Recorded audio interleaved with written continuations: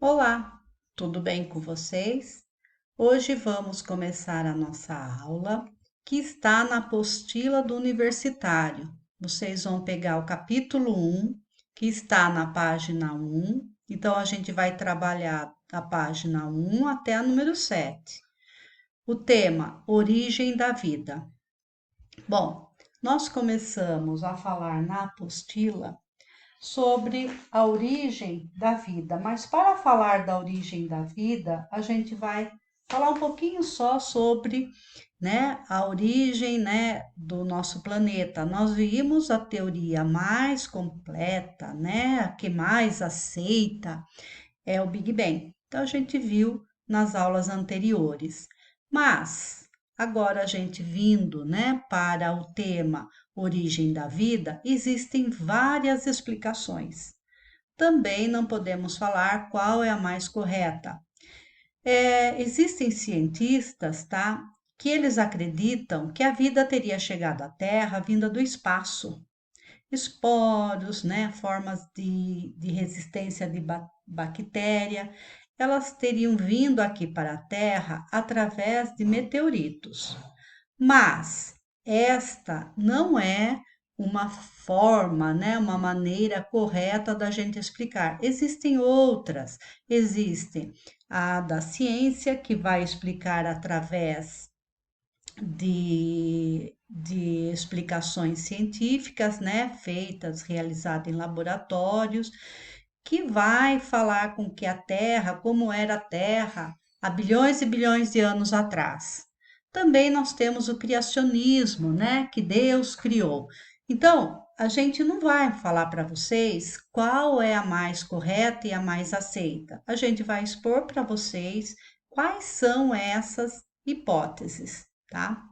Então, para explicar isso, nós vamos falar de duas hipóteses: a geração espontânea, de duas teorias: a geração espontânea, que é a biogênese, e a biogênese. Então, a gente vai falar primeiro da geração espontânea, conhecida como a biogênese. Desde os gregos antigos até o século XVII, muitos acreditavam que a matéria bruta, se fosse alcançada pelo princípio ativo, algo desconhecido ou mágico, poderia adquirir vida. Então, o que eles acreditavam antigamente? Que tinha alguma coisa especial, um princípio ativo, alguma coisa, um sopro de vida que fazia com que matéria inanimada, tivesse vida. Eles tinham até receita, Então aqui a gente vai falar de uma. Se a gente pegar uma caixa de areia com papéis velhos, roupas sujas e você abandonar num canto escuro qualquer, faria surgir ratos, tá? Sabemos que os ratos vieram de fora, né? E se as caixas estivessem fechadas, eles não poderiam entrar. Todavia, fechar as caixas, segundo os defensores dessa geração espontânea, era a mesma coisa que não deixar esse sopro de vida, esse princípio ativo, atingir a matéria inanimada e fazê-la viver. Então, olha no que eles acreditavam. Tinha até outro, Vou dar um outro exemplo. Quando você pegava gravetos e tacava fogo, faziam surgir lagartixas dali, seres vivos dali. Então, eles acreditavam que isso era um meio, era uma receita de fazer seres vivos. Mas a gente sabe que no meio desse graveto, desses pedaços de madeira, poderia existir algum ser vivo que a hora que você tacasse fogo, ateasse fogo, eles iam fugir. E não que existia um princípio ativo aí e que vai dar origem aos seres vivos. Mas até o século XVII, eles acreditavam nisso. Mas em 1668, Francesco Redi, nascido em 1626 e 1697, ele realizou vários experimentos. Então, o que ele fez? Ele pegou vários pedacinhos de carnes, colocou esses pedaços de carnes em alguns recipientes destampados e outros cobertos, né, com um pano bem ralo, tipo de gaze, né? Alguns dias ele observou que ocorriam, né, a formação de larvas apenas nos recipientes destampados. E eles mostravam, né, esse resultado mostrava que as larvas se originavam de ovos que foram deixados pelas moscas, olha ali. Mas no século XVIII, John Needham, né, nasceu em 1713, faleceu em 1781. Né? O que ele fez? Ele fez um experimento cujo resultado parecia comprovar as ideias da biogênese, da geração espontânea. Ele pegou vários caldos nutritivos, né, como suco de fruta, extrato de galinha, tipo também daqueles caldo quinor, né? Foram colocados em tubos de ensaio, aquecidos durante certo tempo e em seguida selado. Então ele foi tampado. Passado alguns dias, os tubos de ensaio estavam turvos e cheios de micro-organismos, o que parecia demonstrar a verdade da geração espontânea. Então, quando o caldo ficava turvo, ele imaginou, né, que esse experimento demonstrava que ali estava formando seres vivos, né, desse princípio ativo. Lázaro Spallanzani, né, nascido em 1729, faleceu em 1799, realizou os experimentos de Needham em 1770, com algumas modificações e obteve resultados diferentes. O que ele fez? Ele ferveu caldo de carne ou de plantas e colocou esse caldo em frascos, alguns abertos e outros fechados. E depois de alguns dias, observava-se a presença de micro-organismos nos frascos abertos, sugerindo que eles vinham do ar, tá? Bom, daí nós vamos ter outro médico, né, professor de química, né, que fez muitos estudos científicos, né, que é Louis Pasteur. Nasceu em 1822 e faleceu em 1895. E ele fez um experimento com frascos do tipo de pescoço de cisne. O que ele fez? Ele pegou uma cultura estéril, isto é, um meio de cultura, o caldo nutritivo, previamente fervido, que torna-se contaminada quando em contato com o ar. Micro-organismos, formas de resistência desses, com esporos de bactérias e fungos, por exemplo, devem ser trazidos pelo ar até o meio de cultura quando exposta.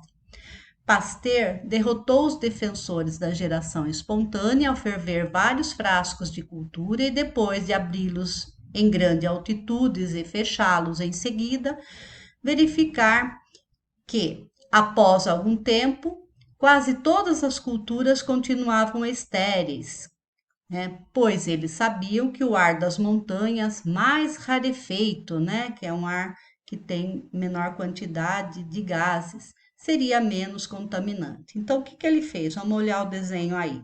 No primeiro, ele pegou um caldo nutritivo e despejou num frasco. Daí ele pegou esse gargalo, né, desse frasco, colocou sobre o fogo e fez esse pescoço aqui, ó, esticando e curvando. Daí ele pegou esse caldo nutritivo e ferveu. Quando ele ferve, ele vai esterilizar. Olha o pescoço ali. E ele notou que deixou ali muito tempo e esse caldo nutritivo, né, manteve os micro-organismos livre, né? Aliás, manteve esse caldo nutritivo livre de micro-organismo. Então, esse pescoço de cisne aqui, ele deixava o ar entrar aqui, mas o ar não entrava aqui dentro. Então, o micro-organismo não chegou até o interior do caldo. Daí o que ele fez? Ele quebrou esse gargalo e aí surgiu o micro-organismo. Então, o que ele provou? Que o ar trazia os micro-organismos. Ele realizou várias vezes esse experimento, inclusive ele foi no alto de montanhas, onde ele sabe que o ar ali seria menos contaminante. Bom, aí os opositores, né, de Pasteur falava, né, que se você vedar os frascos, impedia que o princípio ativo, tão importante para a origem espontânea da vida, né, não entrava. Mas bastou o famoso cientista francês repetir seu experimento, porém com os frascos abertos, que os frascos, né, que o princípio ativo, né, estava ali e começaria a surgir seres vivos. Depois da saída do vapor, o ar penetrou nos frascos, mas a cultura continuavam estéreis. Os micro-organismos entraram com o ar, mas ficaram retidos na curva do pescoço. Foi aquilo que eu expliquei para vocês. E a partir disso, né, Pasteur estabeleceu assim a biogênese, isto é, para ele, qualquer forma de vida se originaria a partir de outra vida já existente. Uma cultura estéril torna-se contaminada quando exposta ao ar, porque é alcançada por micro-organismo trazido do ar. Então, o que acontece? A partir do momento que o ar entrou, né? Lembra do pescoço, né? Do gargalo de pescoço? O ar não entrava. Então, a cultura ficava estéril, ficava sem micro-organismo. Ficou ali por muito tempo. A partir do momento que ele quebrou, o que aconteceu, né?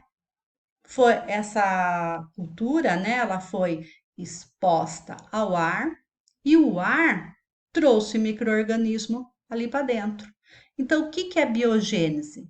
Qualquer forma de vida se origina de outra vida. Então, a hora que entrou micro-organismo, o que que o micro-organismo fez? Fez surgir outras vidas, tá? Bom, agora na página 6 e 7, né, vocês vão ver que tem duas questões ali, né? Compare a teoria da biogênese com a biogênese ou geração espontânea. Da biogênese, vamos relembrar, os seres vivos se originam de outros seres vivos. Então vamos pegar aquele primeiro exemplo de Red lá. O que que ele fez? Ele colocou caldo nutritivo, ele colocou pedaços de carne, ele tampou com gaze, né? Não se originou seres vivos lá dentro, não se originou moscas, porque as moscas não puderam entrar.